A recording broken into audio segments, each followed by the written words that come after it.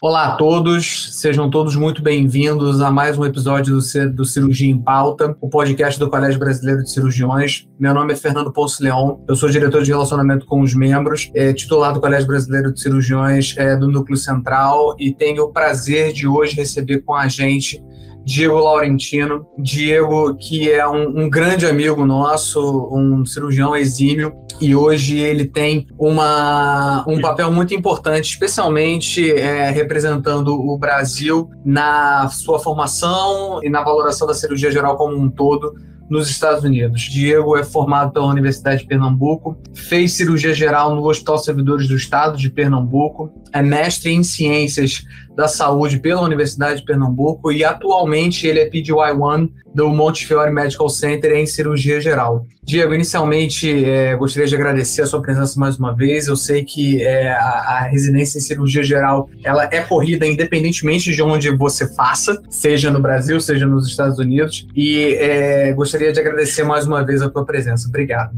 Fala, Fernando. Eu que agradeço aí, para mim é um prazer, uma honra estar aqui conversando com você pro podcast do CBC.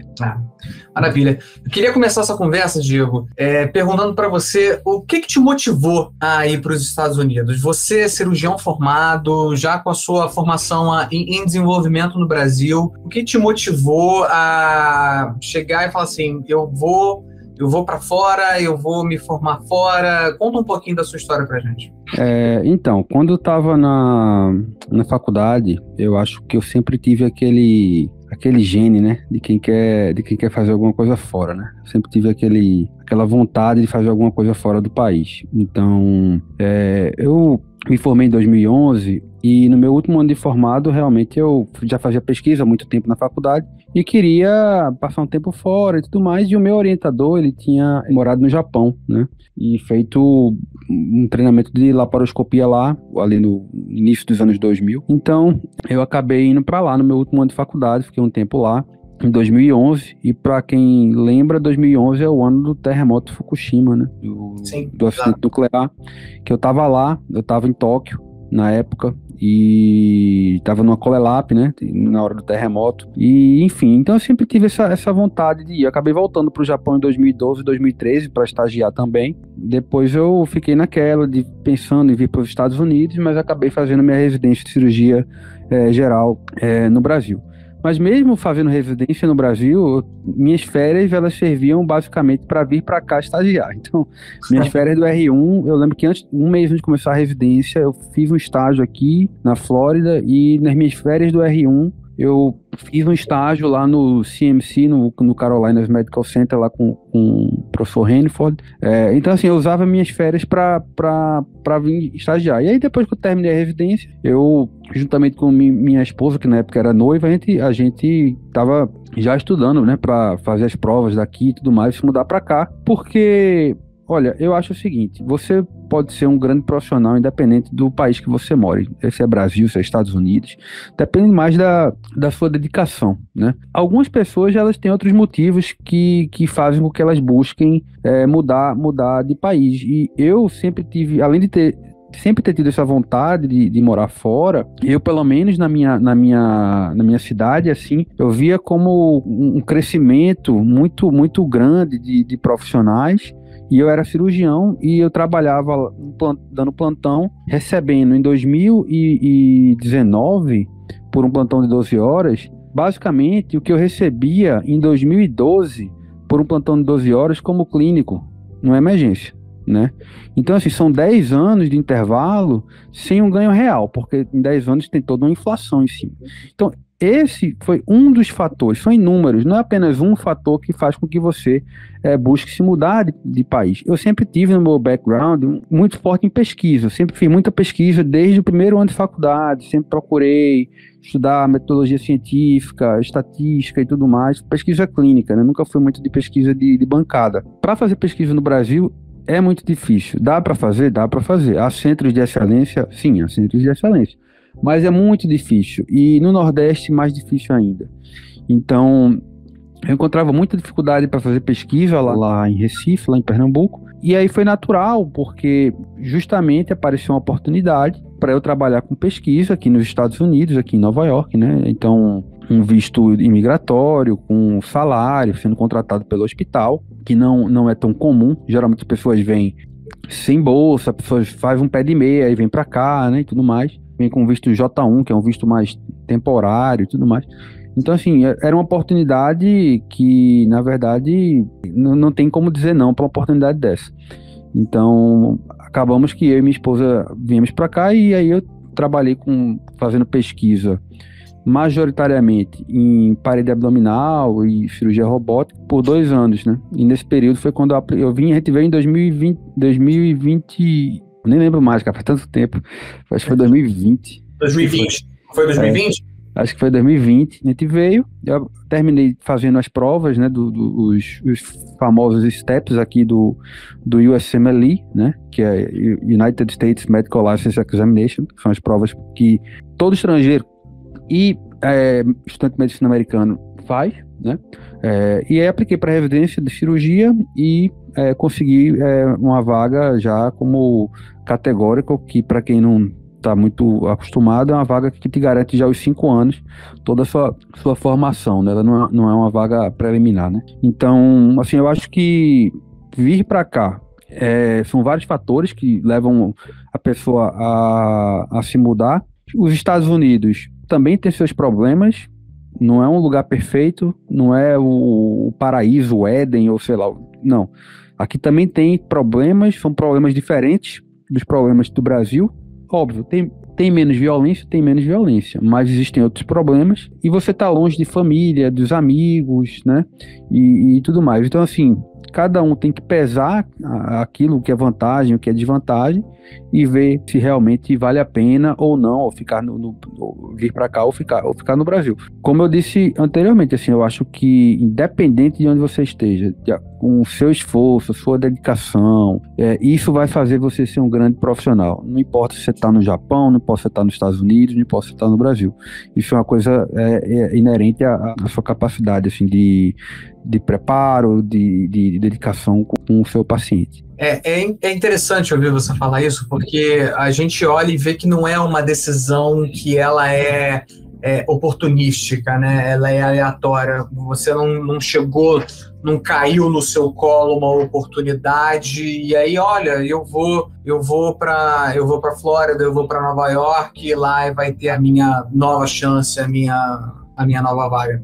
A gente entende, obviamente, que o motivo financeiro ele é importantíssimo na tomada de decisão, né, sem dúvida nenhuma, mas eu acho importante ouvir que, na verdade, você tem todo um contexto associado dentro da sua formação acadêmica mesmo, já ter tido esse tipo de exposição, uma formação acadêmica que já foi pautada em estímulo de pesquisa, e isso é algo que eu vou querer entrar no mérito daqui a pouco, e que junto com tudo isso, e aí questões também aleatórias, episódicas, né? Sem dúvida nenhuma, você está presente dentro do terremoto em Fukushima, dentro do centro cirúrgico, sabendo o que aconteceu com todo atendimento ali, aquilo aí faz você pensar que a sua carreira, aquilo ali foi um divisor de águas para você, não tenho dúvida nenhuma, que você poderia ou enveredar para outra questão do tipo, eu não quero nunca mais estar aqui, ou pelo contrário, nossa, eu realmente gostaria muito de estar presente em situações como é que aconteceram aqui, de desastres naturais, de atendimento de trauma, e isso realmente é muito, muito, muito interessante. Você começou a falar, isso me chamou a atenção, como é que é o cenário atual da entrada na residência aí? Como é que funciona especificamente para a pessoa que está ouvindo hoje o podcast? O que ele tem que fazer ele conseguir realizar o match e ser elencado para um dos programas de residência nos Estados Unidos atualmente? Então, só complementando essa questão da oportunidade, né? É uma frase que eu gosto muito, que é do Sêneca, né? Que fala que a sorte é quando a oportunidade encontra o preparo, né? Encontra a pessoa preparada. Então, realmente há todo um contexto, né? A oportunidade surgiu porque a pessoa que me contratou já me conhecia de muito tempo, já sabia que eu fazia pesquisa, sabia do meu interesse de vir para os Estados Unidos, e aí realmente surgiu a oportunidade. Não é algo que cai ali no colo, do nada, aparece, tira na Mega Sena. Não, tem todo um contexto por trás disso. Sobre a residência nos Estados Unidos, o que a gente tem notado é que nos últimos 2 ou 3 anos há um aumento do interesse do médico ou do estudante brasileiro em vir para os Estados Unidos. O Brasil largou atrás em relação a outros países, né? A Índia, por exemplo, as faculdades de medicina na Índia, elas são em inglês, porque eles sabem que muito médico indiano vai vir para os Estados Unidos, vai fazer as provas dos STEPS. América Latina também, México, Colômbia, todos esses países, Guatemala, todos eles, o pessoal vem em peso para os Estados Unidos, né? E o Brasil sempre estava ali mais atrás, né? Poucos médicos vindo, poucas pessoas conheciam o processo, por diversos motivos. Primeiro, a dificuldade de acesso à informação, nos anos 5, 6 anos atrás. Segundo, por uma questão cultural. Muitas vezes você quer falar para as pessoas que você, né, olha, eu vou fazer as provas dos Estados Unidos, e há um desestímulo por parte de colegas e tudo mais, né? Então, assim, no sul de São Paulo, o pessoal está mais acostumado com os colegas que vêm fazer a residência aqui e tudo mais, em relação ao Nordeste. Então, assim, 2, 3 anos atrás, houve uma popularização do processo, né? Seja por via de redes sociais, como o Instagram, como o próprio Facebook. Existe um grupo no Facebook chamado USMLE Brasil, que as pessoas ali trocam informações e se ajudam, né? E também perfis, vídeos no YouTube falando do processo. Então tem se popularizado mais, e as pessoas têm percebido que não é tão difícil fazer a residência nos Estados Unidos. Exige mais, assim, resiliência, disciplina, preparo. Existe sim uma necessidade de, assim, é um processo mais caro do que simplesmente fazer residência no Brasil, porque são várias provas, você tem que fazer estágio e tudo mais. Então, mas isso tem se popularizado. Na cirurgia geral, existem dois tipos de vaga na residência de cirurgia geral, né? Quando se aplica. Uma é a preliminary e a outra é a categorical.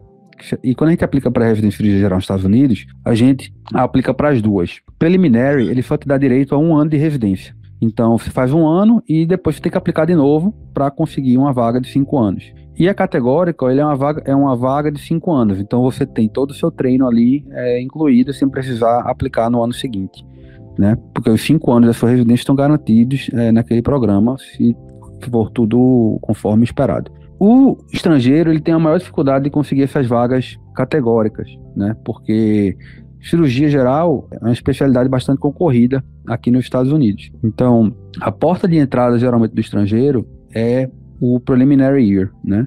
Você ser um residente preliminar, e aí você aplica no ano seguinte, e a depender de como você foi, né, como intern, né, muitas vezes você fica no mesmo programa como um residente categórico, e você precisa repetir aquele ano que você fez como intern year. Algumas pessoas conseguem pular já para um PGY2, né, e ficar como categórico PGY2 sem ter que repetir. Algumas outras pessoas, elas vão fazer um prelim de PGY2 e depois conseguir uma vaga categórica de PGY3, né? Existem diversos caminhos. Eu aqui no Montefiore já estava aqui há 2 anos, então fazendo pesquisa, conheci os attendings, conheci os residentes, conheci a Program Director, todo mundo. Eles gostaram do meu trabalho enquanto eu fiz pesquisa aqui, e também acompanhava muito cirurgia, né, no hospital.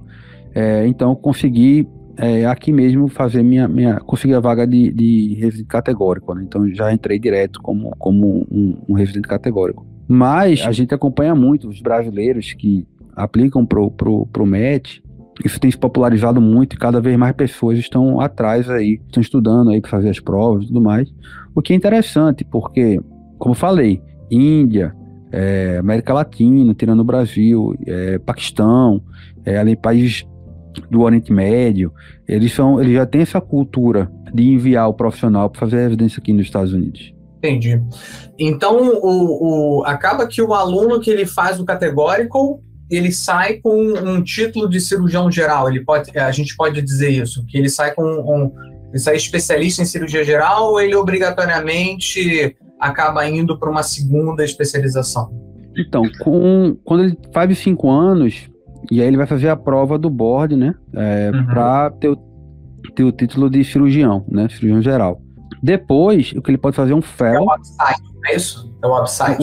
O website, ele é uma prova, na verdade, anual, desde o primeiro ano, que você faz todos os anos da residência, mas quando você está no seu último ano, você faz o board mesmo, que é uma prova, primeiro, de múltipla escolha, e a segunda parte, que é uma prova oral, né? Então, você faz o board para você poder ter o título, né, de cirurgião geral. E depois faz um fellow ou não. Isso aí cada um você pode escolher, se você faz ou não. A maioria das pessoas tem feito porque eles querem se subespecializar. Querendo ou não, as pessoas subespecialistas, eles vão ter um salário inicial maior, né? Então, para a cirurgia geral tem diversos fellows, que é MIS, que é Minimally Invasive Surgery. E aí a maioria dos fellows de MIS são voltados para cirurgia bariátrica, né? Tem ali 90% bariátrica e foregut, né? E 10% ali de abdominal wall, né? De hérnia, né? Existem programas que não são acreditados, né? Pelo órgão aqui de educação, do FGMI, de parede abdominal, né? Então existem vários programas também. Isso tem se popularizado bastante nos Estados Unidos.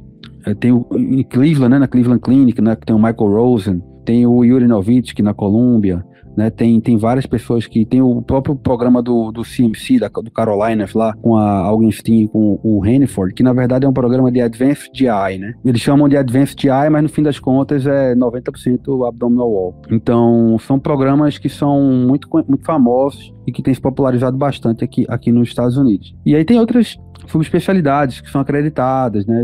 Tem gente que vai para vascular depois da cirurgia geral, como um fellow de 2 anos, mas isso tem mudado porque eles estão fazendo agora programas integrados de vascular para a pessoa começar desde o primeiro ano como residente de cirurgia vascular. Então esses programas de fellow têm acabado para vascular. Plástica, mesma coisa, você poderia fazer um fellow da plástica depois da cirurgia geral, mas isso também tem diminuído, o pessoal já entra direto na cirurgia plástica. Cardiovascular, mesma coisa, existem diversos caminhos. Urologia é direto, você já aplica para urologia, quando você aplica para residência, e aí você tem 5 anos. Aí você tem outras subespecialidades, como transplante, cirurgia oncológica, e por aí vai. Então, dependendo da subespecialidade, 1, 2 anos, por aí, né? Acaba que a decisão ela é feita no momento que você se inscreve, né, no programa que você deseja, e a partir dali você tem uma árvore de escolhas não tão amplas assim, né, mas cada um dentro da sua especialização. Assim, se você for para especialidades como plástica, urologia, vascular, atualmente as pessoas aplicam direto para essas residências, né? Então o cara já aplica ali no MET, que é a residência, quando você está aplicando para residência aqui, né, o processo de aplicação para residência, você aplica direto. Cirurgia plástica, cirurgia vascular e urologia e cirurgia cardiovascular, você já vai direto. Os que vão para cirurgia geral, eles geralmente estão pensando mais numa coisa assim, de cirurgia oncológica, estão pensando em transplante, MIS, mama, né? Mastologia também, é outra subespecialidade. Então é mais ou menos por aí. Interessante. Culturalmente é muito diferente da gente, né? Porque no Brasil a gente ainda tem, apesar da gente estar atualizado na questão do tempo de formação do cirurgião geral, que há 10 anos atrás, 5 anos atrás, na verdade, eram 2 anos e agora os programas são de 3 anos, a gente percebe, principalmente comparando com outros países como Portugal, México, Espanha, Itália, Estados Unidos, Canadá, são programas mais longos, são programas de 4, 5, 6 anos até. O residente de cirurgia geral ele acaba fazendo uma nova faculdade no seu período, e a gente sabe que, na verdade, o cirurgião geral ele está em constante formação, né? A nossa aprendizado ele nunca acaba, ele é sempre em modo contínuo. Em relação a essa questão específica, principalmente que a gente conversou sobre pesquisa, a gente sabe que para você ter um bom ranqueamento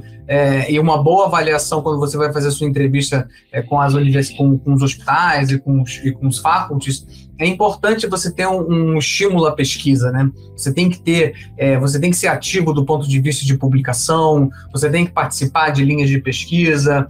Me explica um pouquinho para a gente como é que funciona essa questão do estímulo à pesquisa na residência e no momento pré-residência. Como é que funciona isso, especificamente aí nos Estados Unidos? Como é que foi necessário para você para entrar? Como é que funciona na prática, principalmente em relação à captação de dados, geração de artigo? Me explica um pouquinho para a gente. Acho que é importante essa sua visão para a gente demonstrar isso para o público. Então, pesquisa, ela é importantíssima aqui nos Estados Unidos para quem quer dar match, né, entrar em residências concorrentes. concorridas, seja cirurgia ou outras aí, oftalmologia, dermatologia, ortopedia, tudo isso, otorrino, né, que é o ENT. Então, assim, é fundamental. Eu sempre gostei muito de pesquisa. Na residência há um estímulo para fazer pesquisa, mas eu tenho notado que muito tem que partir do próprio residente, sabe? Se o residente também não se interessar, ninguém vai ficar muito no pé dele para ele publicar. Apesar de que no meu programa, a partir do segundo ano, você é obrigado a submeter um abstract para um programa de pesquisa que eles têm aqui, que é o Research Day. Então, todo residente, a partir do segundo ano, tem que submeter um abstract, é como se fosse um dia que todo mundo vai apresentar, em junho, né? Então, você é obrigado a partir do segundo ano. Mas, fora isso, não há uma obrigação de ficar publicando. Eu gosto, né? Sempre gostei, você sabe.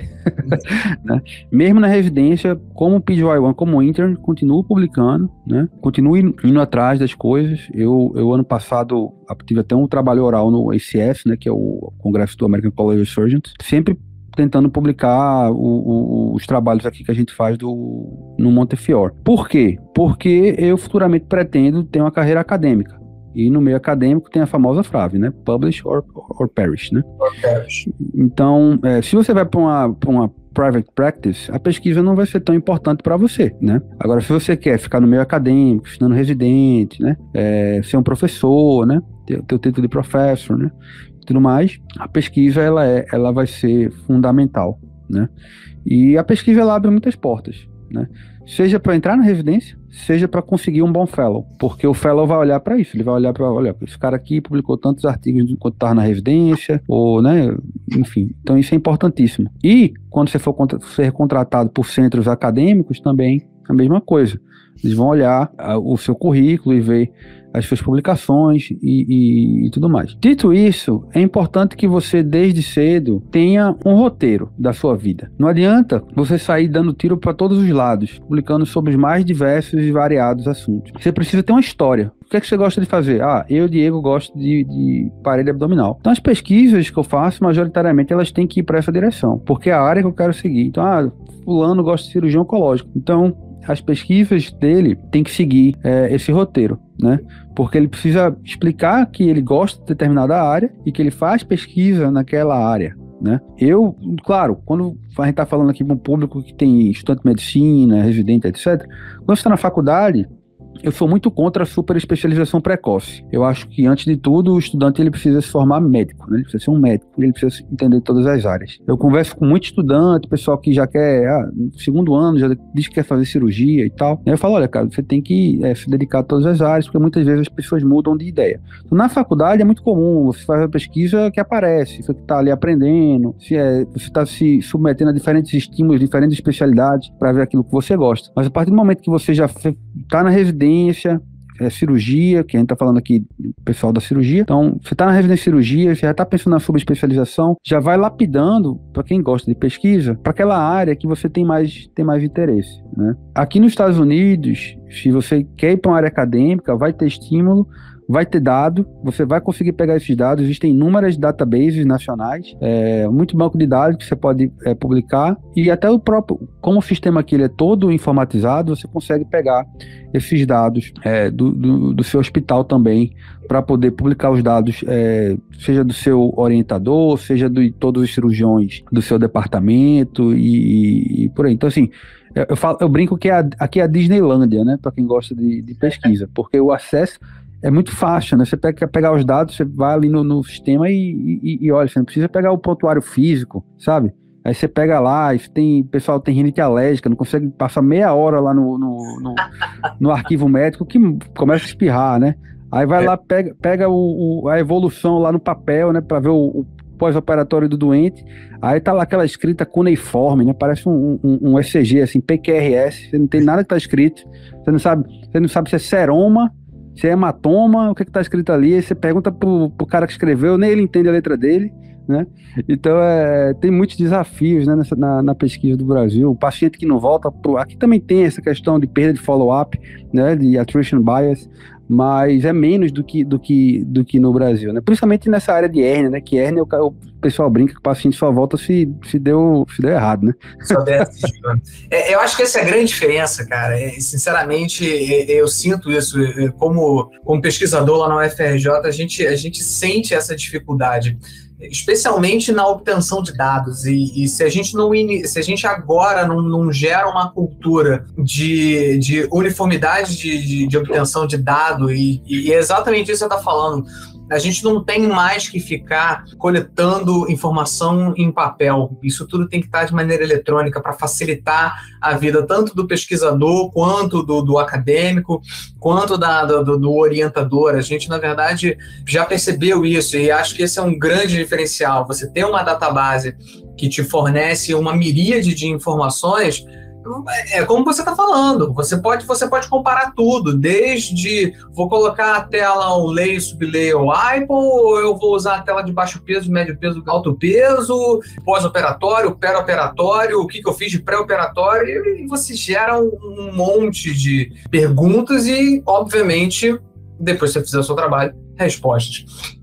Mas na sua avaliação específica, você acha que foi importantíssimo você ter um número X de publicações antes de ser avaliado, antes de fazer a sua avaliação para o match?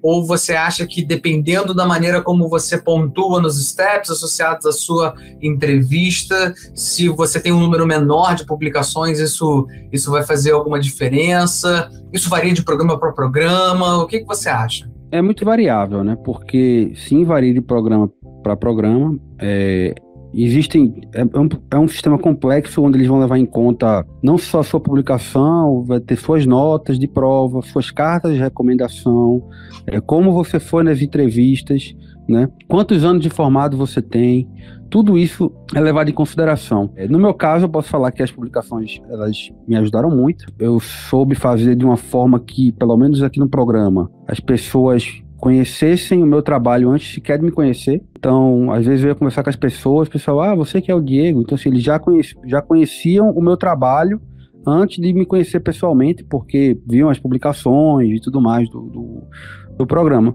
Porque também não adianta você estar ali publicando e ninguém ver o que você está fazendo, né? Você tem que ser visto pelas pessoas, você tem que se fazer visto, né? Então, assim, quanto mais anos de formado, mais difícil o processo, e aí você vai precisar ter mais publicações, conhecer pessoas chaves que podem pegar ali o telefone, ligar por você, pedir por você para um program director, para um chairman, né, falar, né? Então, tudo isso conta. Publicação, para mim, contou muito, né? Eu trabalhei muito aqui nesses 2 anos, publiquei bastante, continuo publicando, trabalhando com a maioria dos residentes, com diferentes cirurgiões aqui do serviço. Então, foi algo que contou bastante, de chegar a um ponto onde 35% das publicações do departamento vinham da gente, né? Vinham do nosso grupo. Então, isso aí foi algo que chamou a atenção todo mundo ali no serviço. Agora sim, tem que ser um serviço que esteja aberto a estrangeiros, porque se for um serviço que não tem um estrangeiro como residente, dificilmente esse serviço vai querer contratar o que a gente chama de IMG, né, que é o International Medical Graduate.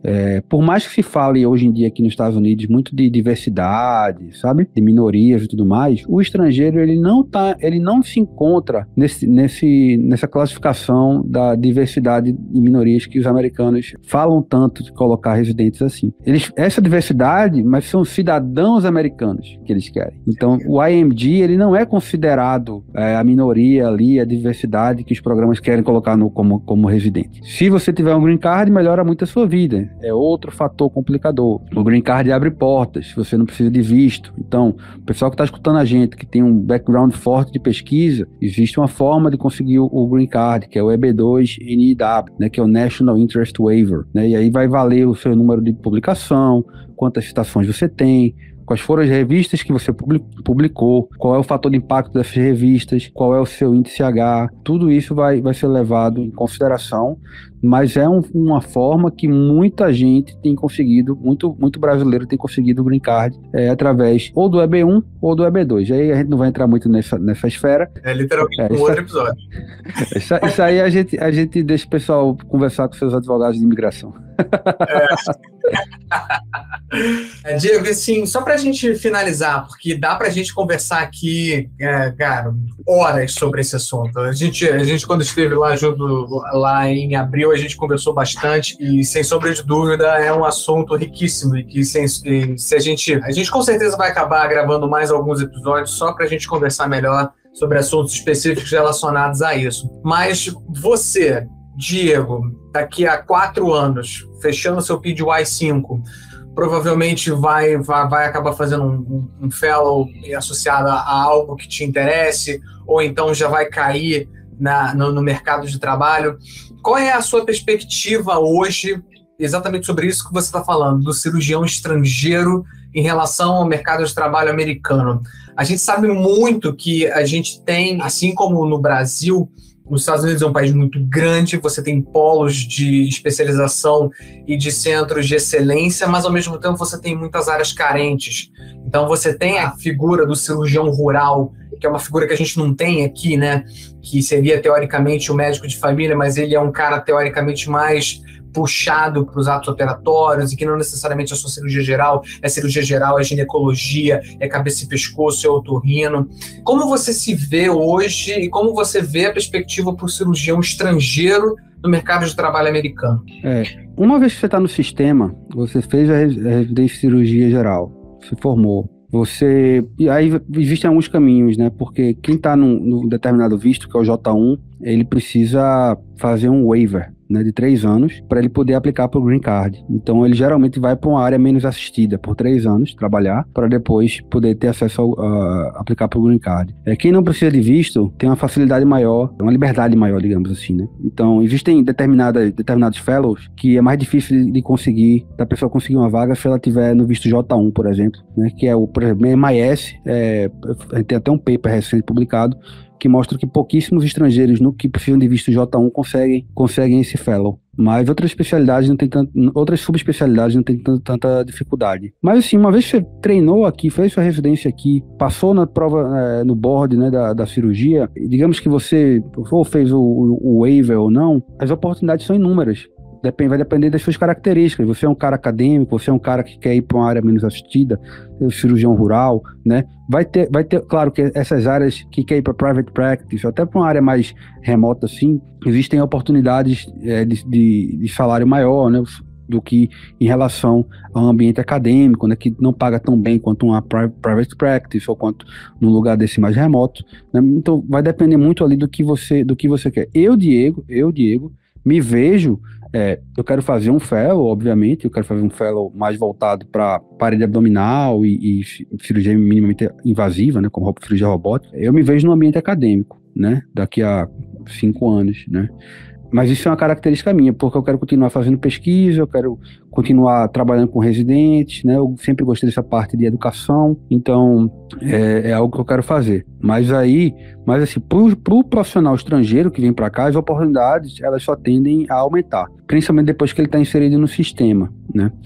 Eu vejo que ainda há uma demanda muito grande. O problema que eu vejo atual é de entrar no sistema, né? Mas uma vez nele, as oportunidades são inúmeras para aqueles que fazem a residência.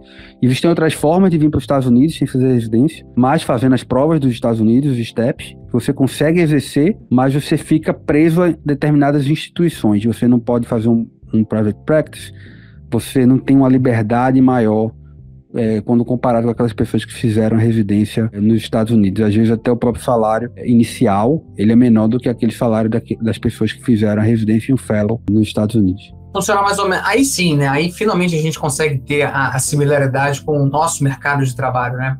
Porque a impressão que eu tenho é que a residência, o lugar onde você faz a sua residência molda as possibilidades que o mercado de trabalho vai te oferecer. Então, e eu falo isso para os meus residentes de maneira importante. O mercado de trabalho, ele escolhe você, não é você que escolhe o mercado de trabalho. Então, se você é um bom profissional, se você tem uma boa índole, se você toma condutas corretas, se você demonstra um bom trabalho, se você é um médico dedicado, um cirurgião dedicado, você vai ter as oportunidades associadas às pessoas que te rodearam e que te levaram a ter esse tipo de comportamento. E se você tem um comportamento mais passivo dentro daquilo que é oferecido, sem realmente ter a gana de ir atrás e buscar aquela oportunidade, você acaba caindo nas aleatoriedades, e aí você pode ter uma boa oportunidade ou não, e aí você acaba baseando muito na questão da sorte, e aí é a sorte sem o desejo, né? É a sorte mesmo. Então, varia muito de acordo com o lugar onde você está, ao que você se expõe de especialização e o que você tem, e como você, como cirurgião, consegue manejar e conseguir daquele lugar, né? Eu acho que é importante. Tem uma frase do latim que é audentes fortuna juvat, né? Que a sorte favorece os audazes. E aqui nos Estados Unidos, a gente não está acostumado, existe uma forma de marketing pessoal, de branding, que no Brasil a gente não está acostumado e que muitas vezes é visto de forma pejorativa, né? Então, o médico brasileiro, não está acostumado a se vender. E quando eu falo isso, não estou falando daquele pessoal que fica ali em rede social, vendendo protocolo, aquelas coisas. Não, estou falando assim... Não, é um marketing médico saudável mesmo, né? Aquilo que a gente estimula. Isso. Então, assim, o brasileiro, ele não está acostumado a se vender. O médico brasileiro, ele vê isso como uma coisa negativa. E aqui ele é uma coisa extremamente positiva. Se você não falar bem de você, poucas pessoas vão falar. Então, você precisa aprender a dominar isso, né? Se a gente de especialidade cirúrgica, que faz pesquisa, então, tornar os seus artigos visíveis, né? Você tem até um estudo recente que fala que artigos que são compartilhados em redes sociais, eles recebem mais citações do que os que não são, né? Óbvio que ninguém também vai citar qualquer coisa que está aí na rede social, mas bons artigos que são compartilhados em redes sociais são mais citados. E por isso que existe hoje uma importância muito grande das redes sociais, né? Com essa parte de cirurgia, né? Então, existe no Twitter, o pessoal lá do Social Media for Surgery, existe no Facebook diversos grupos privados, né, para estudantes e profissionais médicos discutirem vídeos e casos e artigos e tudo mais, e ali onde as pessoas elas mostram seus trabalhos, elas mostram uma cirurgia editada, seja para críticas construtivas, né, que é coisa saudável, né? Então, assim, é assim que as pessoas fazem o seu branding ali, né? Isso é uma coisa absolutamente saudável e que o médico brasileiro ele precisa dominar quando ele vem aqui para os Estados Unidos, porque aí as oportunidades elas começam a aparecer. As oportunidades não vão aparecer se você não vai atrás, não se faz um profissional desejado pelas instituições. Você tem que mostrar o seu trabalho, seja a parte acadêmica de pesquisa, seja a parte técnica de assistência, né? Então você tem que mostrar isso para que outros profissionais notem você e aí sim, oportunidades naturalmente vão surgir. Comunicação, né? Comunicação é a chave de tudo, né? Quem não é visto não é lembrado, né? Então, você tem que, de maneira saudável, sem exageros, pegar essa ferramenta excelente que a gente tem hoje, que é a rede social, e todas as maneiras que você pode se dispor disso, e de maneira saudável, difundir conhecimento sem egoísmo. E aí, a partir do momento que você se mostra como um bom profissional, sem dúvida nenhuma, as boas oportunidades elas vão aparecer. Diego, foi um prazer, foi uma conversa excelente, a gente poderia ficar horas aqui conversando sobre esse assunto, sem dúvida nenhuma, vamos ter novos episódios. Eu gostaria de, em nome do Colégio Brasileiro de Cirurgiões, agradecer mais uma vez a sua presença, a sua disponibilidade e o seu tempo, que a gente sabe que ele é curto, corrido e exíguo devido à residência. Gostaria de convidar todos os ouvintes a participarem do nosso Congresso Nacional, que será realizado em Santa Catarina no final de julho. Daqui a pouco a gente já vai colocar nas mídias sociais o site, daqui a pouco a gente já está abrindo para inserção de trabalhos acadêmicos, para você mandar o seu pôster, o seu vídeo, o seu trabalho oral. Então, fica aqui o meu muito obrigado mais uma vez, agradeço a presença e vejo todos num próximo episódio. Valeu, obrigadão, Fernando, prazer, viu? Um abraço, tudo de bom.